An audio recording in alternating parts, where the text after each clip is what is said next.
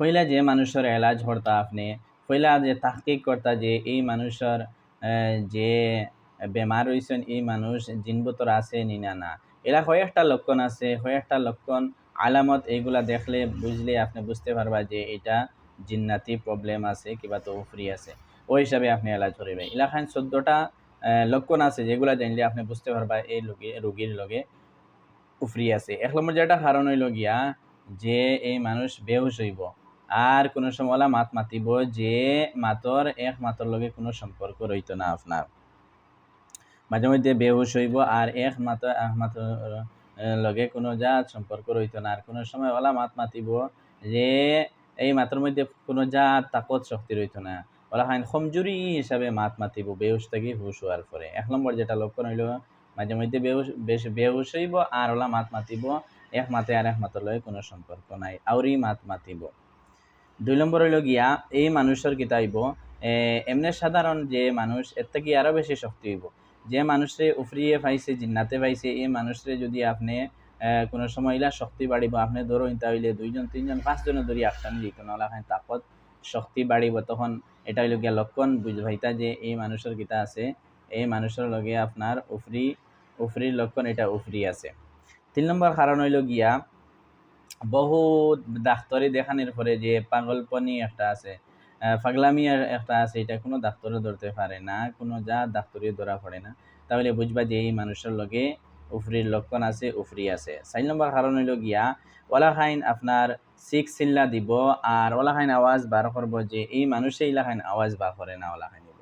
কোনো সময় আছে আপনার কিতা করবো বয়স্ক মানুষের আওয়াজ, কোনো সময় বাচ্চাইন্তর আওয়াজ দিব, কোনো সময় বুঝে আইব যে জোয়ান মানুষের আওয়াজ দিব। ওলা খাইন কোনো সময় আওয়াজ বদলাই দিব। আর আপনার কিতা করব কোনো সময় চিল্লা দিব, কোনো সময় খান দিব, কোনো সময় আসিব। এটা যদি দেখেন তাহলে সবচেয়ে বড় লক্ষণ হইল গিয়া জিন্নাতে পাইছে এই মানুষরে, এই ব্যক্তিরে। ৫ নম্বর কারণ হইল গিয়া ৫ নম্বর লক্ষণ যদি কোনো মানুষ তার দ্বারা আয় তাহলে এই মানুষের নোকসান পৌঁছাইব। অর্থাৎ কোনো সময় আছে মানুষের মারব কিবা তো খাটিব, তার দাঁত দিয়ে কামড় মারতে পারে, কোনো সময় হাত দিয়ে মারতে পারে, কোনো সময় দ্বারাও কিছু তাহলে এগুলো ইয়াও মারতে পারে। কোনো ডাক্তারি করার পরে কমেন না তাহলে বুঝবা এই মানুষের উফরির লক্ষণ আছে, এটা জিন্নাতে পাইছে।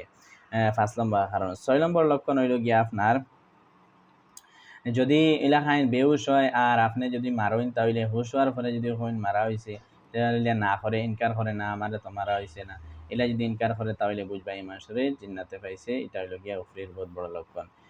৬ নম্বর। ৭ নম্বর লক্ষণ হইল গিয়া উফরির আজান শোনার পরে কিতা করব তড়পিব অর্থাৎ ডরাইব, বা কিবা তো যার থেকে দূরই হরিয়া বাগি তো চাইব, কিবা তো কোরআন শরীফ যদি তিলাওয়াত করা হয় তাহলে কিতা হইব, কোরআন শরীফের আয়াত যদি তিলাওয়াত করা হয় তাহলে ডরাইব, কাঁপিব, কান্দিব, হরিব ইদার থেকে, বা আজানোর আওয়াজ শুনে তাহলে থেকে হরিব, তাহলে এটা বহুত বড় লক্ষণ বোধ হইবা যে তার লগে উফরি আছে। এটা হইল গিয়া আপনার ৭ নম্বর কারণ। ৮ নম্বর লক্ষণ হইল গিয়া উফরির যে যে মাত মাতিব সি আজনবী জবান দ্বারা মাত মাতিব, কোনো সময় অন্য ভাষা মাতিব, কোনো সময় দেখুন সিলটি ভাষা আছে শুদ্ধ ভাষা মাতিব, বা কিবা তো আপনার লগে যদি উফরি তাকে কিতা করব সি কোনো সময় মাত মাতাইব যে ভাষা পারে না, সি কোনো সময় আপনার হিন্দি মাতাইব, কোনো সময় উর্দু মাতাইব, কোনো সময় ইংলিশ মাতাইব, বিভিন্ন কোনো সময় মণিপুরি মাত মাতাইব, নাগা মাত মাতাইব, তাহলে বুঝবা যে কিতা এই জবান দ্বারা কোনোদিন এই রুগিয়ে মাত মাতে না। এখন যে মাতের এটা উফরিয়ে তার লগর যে জিন্নাত আছে এইটাই মাত মাতার। ৯ নম্বর লক্ষণ হইল গিয়া উফরিয়ে ধরা, যদি কোনো মানুষের উফরিয়ে পায় তাহলে কিতা করব, যদি বেটা হয় তাহলে বেটির আওয়াজ বা করব, বেটি হয় তাহলে বেটার আওয়াজ বা করব। যে সময় টন বা করব, সাউন্ড বা করব তখন অটোমেটিক বুঝে যাইব যে বেটির আওয়াজ দ্বারা মাতে, কিবা তো বেটার আওয়াজ দ্বারা, যদি বেটি হয় তাহলে বেটার আওয়াজ বার করব আর বেটা হয় যদি তাহলে বেটির আওয়াজ বার করব, তাহলে বুঝবা এটা বহুত বড় লক্ষণ জিন্নাতি জিন্নাতি প্রবলেমের, এটা বহুত বড় লক্ষণ।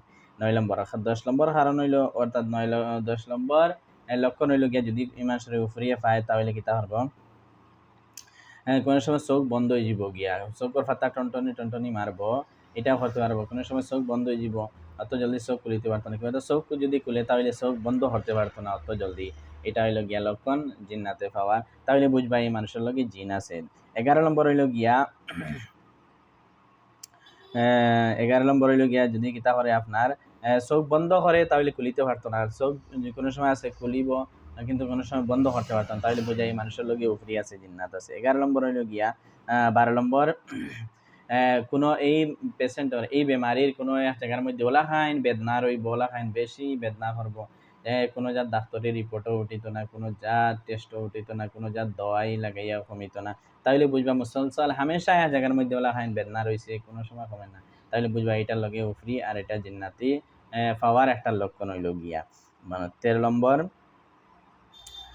হইল গিয়া এই মানুষের সবসময় কিতা করবো নিজরে কোনো সময় কমজোর মনে করবো, কিবা তো দুনিয়ার মায়া মহাব্বত ভালোবাসা সব মিটে যাইব, কোনো সময় ঝগড়া করবো তোরা মাতো, তাহলে বুঝবা এই মানুষের উপরে লগে কিতা আছে জিন্নাতি প্রবলেম আছে, লক্ষণ আছে উপরের। 15 নম্বর কারণ হইল গিয়া যে সময় বালার অবস্থা রইব তখন এই বেমারি কিতা করবো সাফ সাফাইয়ের অতটা ধ্যান দিত না, তখন বুঝবা এই মানুষের লগে জিন্নাত আছে, উপরি আছে, জিন বুতর আসর আছে।